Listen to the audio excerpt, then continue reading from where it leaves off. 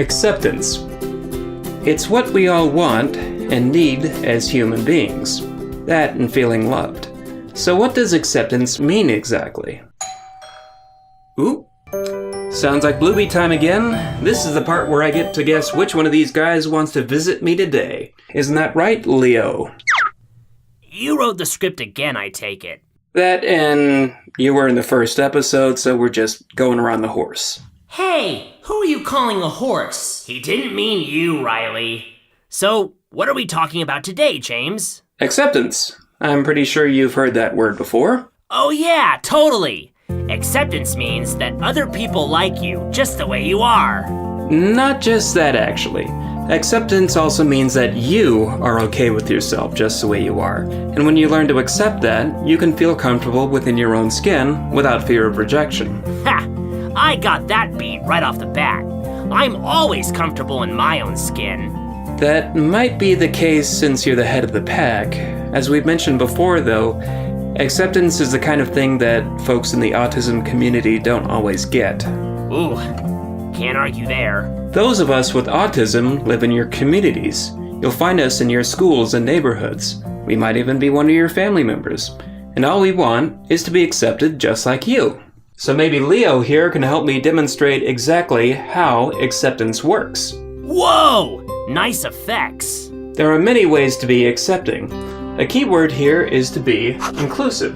What I mean by this is that you accept the friends you already have, and they already have their own differences. Same with people on the spectrum, so why not let one of them into your friends group? Makes for a more interesting time at the end of the day. I get it now. Kind of like how me and the rest of the Bluebee Pals all like hanging out together. Even though we all have different ways of thinking, and like different stuff. Plus, none of us even look the same. Which brings me to my next pointer, unique.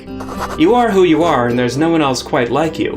But the key to a successful friendship is to see beyond our differences. See me, a person with autism, as a person, not as a disability. Totally. It also helps to embrace and value people for their differences. That's why I value you as a friend, James. Oh, shucks. Don't try to make someone less autistic. That's like telling me I can't chase wildebeest or roar when I feel happy. Hey, how'd you know that had to do with the next pointer? Lucky guess? Okay. And lastly, normal. Forget about it. You think you know what it is, but I've been around long enough and I can tell you with confidence that there is no normal. Think about it, do we really want everyone to be exactly the same? If everyone was normal, how boring of a world would that be? Normal? On this show? Where?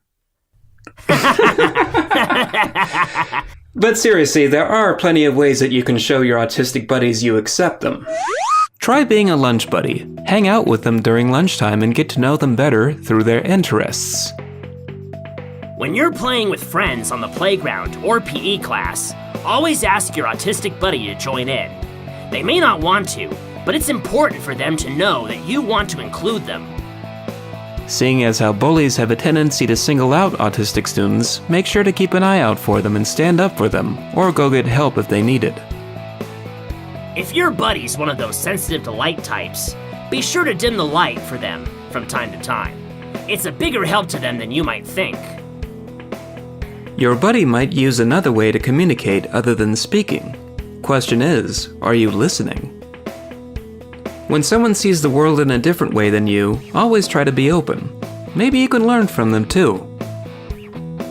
If you don't understand what your friend is trying to say, ask them for clarity. It always helps to ask questions.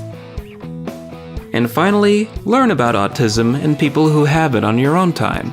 It'll help the both of you in the long run. And that should give you all a pretty clear idea of how to be accepting. Any questions? Yes. What if your buddy doesn't know when to stop playing Michael Jackson? Hey, Black or White is a classic. Yeah, but after 6 plays in a row, it gets real old. It beats having to listen to the Lion King soundtrack on repeat. Hey, watch yourself there, Racing Stripes. Aww. True friendship in action. See ya.